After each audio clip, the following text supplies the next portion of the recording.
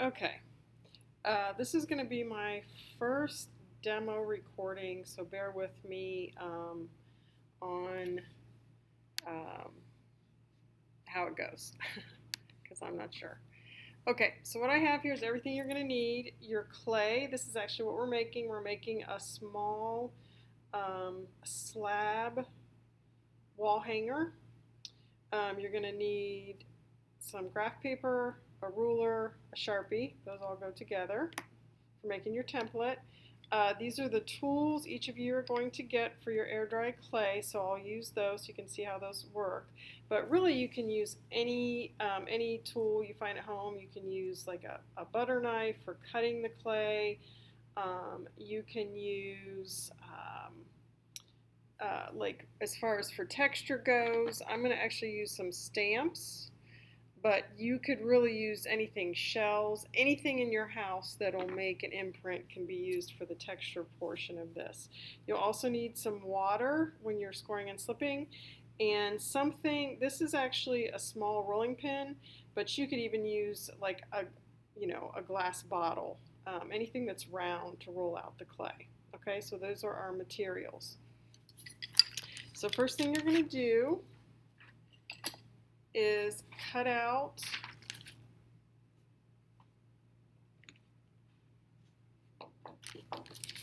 basically make your template. So what I'm going to do is make a 6x6, and I'm using graph paper because I have a really hard time drawing straight lines. So this way I don't have to worry about it. And I'm just going to measure out a 6x6 square. So I already messed up. This down a bit.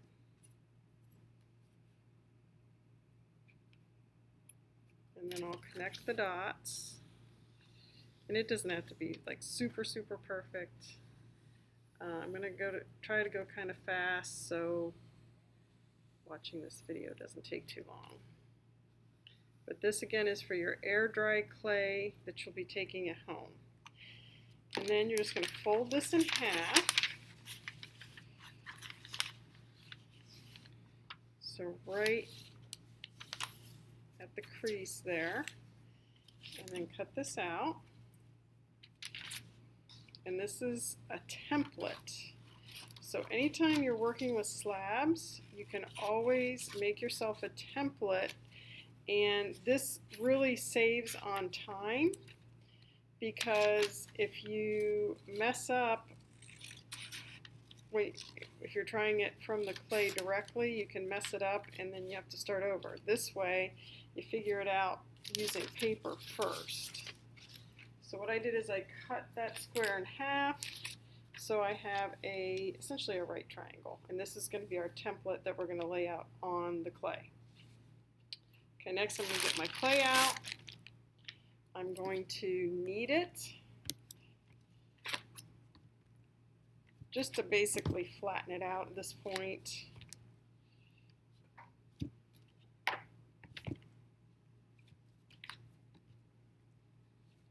And we're going to want to get it pretty thin, so we have a large enough piece. You can kind of see how thick this is. You can even go a little bit thinner than I made the first experimental one. So I'm just going to flatten this out, because remember, we need it big enough for this template. I'm going to take my rolling pin. And again, you can use a regular rolling pin if your mom will let you, if you have one you use to make Christmas cookies. You can use, as I said, a glass bottle, because it won't stick, shouldn't stick to the glass. But I'm just going to keep rolling this out until I get a thin, even slab that's large enough that my template will fit on it.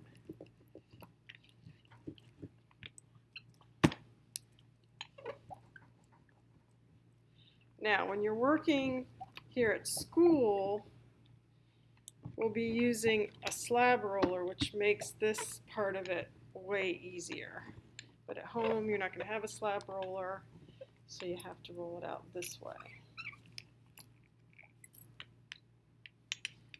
Check and see. We're almost there. Just a little more. And make sure you're not getting too thin on the edges. Try to keep it nice and even. Okay. So now, I'm going to put this on my clay. And again, you can use a butter knife. And I'm just going to place the paper on the clay and then cut out my shape. Now, it's going to be very important that that leftover clay, you immediately put it back in a plastic bag, because this is air dry clay, which means air dries it out and then you can't use it anymore. And if that happens, if your clay dries out and you can't use it, then you will get a lower grade. Okay, so I'm going to just kind of smush this back together, put it back in the bag, and seal it up tight. No air in the bag. So I'll need it for next time. Okay, then I remove this. I can kind of smooth these edges a little bit if I want.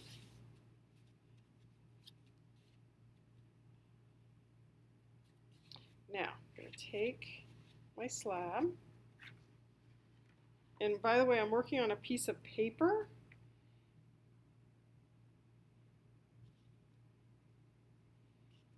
Because this, you don't want to get this clay, it'll stick to like a lot of surfaces. So just work on a plain piece of paper. Now, it is a little uneven through here, you can see. So what I'm going to do now, to kind of hide that it's not super even in width or thickness, I'm just going to pinch these edges. And what that does is just evens it out.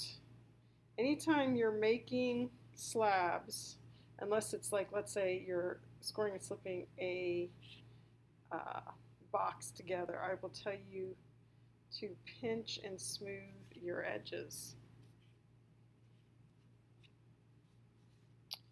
Okay, before I go any further, I need to put in my texture. So you got to decide which side is going to be, and it should be your smoothest side. So obviously this will be this looks kind of rough. So this is going to be the inside of my container, and the smoother side, this side will be the outside of the container. So that's where I want to put my texture. So again,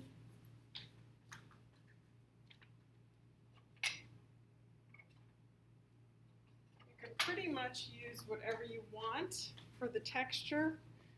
I'm going to go ahead, I've got all these letters here. Trying to look for, so if you have stamps at home, any kind of stamps you could use, it doesn't have to be letters or numbers if it had designs or something. So I'm just going to go through and randomly put some letters and numbers. Now, one thing, you won't want to go to the very edge because it will warp the edge of your slab. So leave the very edges without any texture. But I could use, again, almost anything. You could find things, you know, in your kitchen, really up to you. Okay, so now I've got my texture on there. My next thing to do is put this together. So I need to score and slip the edges. Scoring simply means roughing up the edge with something. I'm going to use the pointy part of this tool.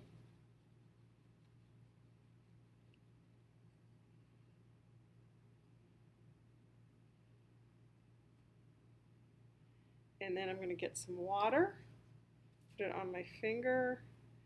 This will help it stay attached together. So you rough up the edge first, and then you add the water, and it acts like a glue. Now I'm going to carefully start putting this together.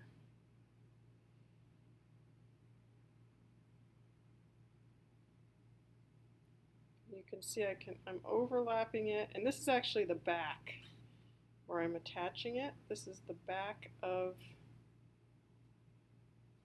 the piece.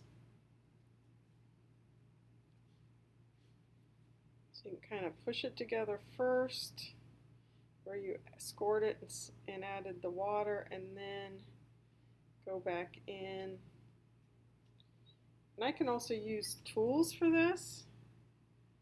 I can take the flat end of my other tool or this end and just kind of blend that together. This is the back side, so it doesn't matter what it looks like. And then I'll also want to do the same thing on this side. You don't have to press very hard to get it to blend together.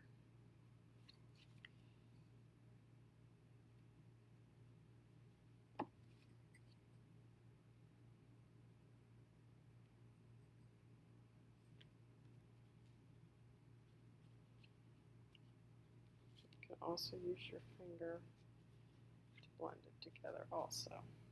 But go all the way down, because you may want to actually put like flowers in here, and so it needs to be sealed up if that's the case. Okay, now I can smooth this a little more.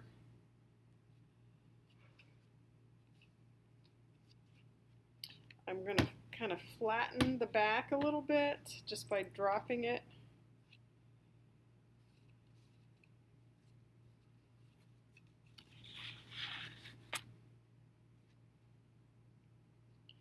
I'm going to smooth out this edge a little more. You can even use a little bit of water here. Not a lot though, because it'll get it all goopy. And if it's collapsing on you too much, you could stuff a little bit of newspaper in there to help keep the shape how you want it, if it's giving you trouble.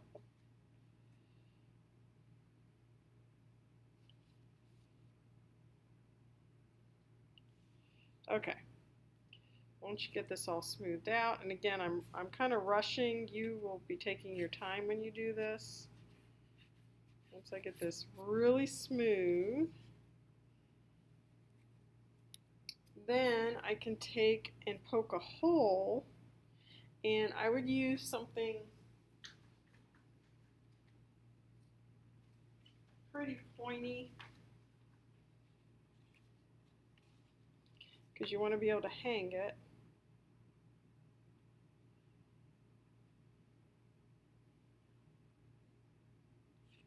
And the clay will shrink a little bit, so you want to make things a little larger than you think you need.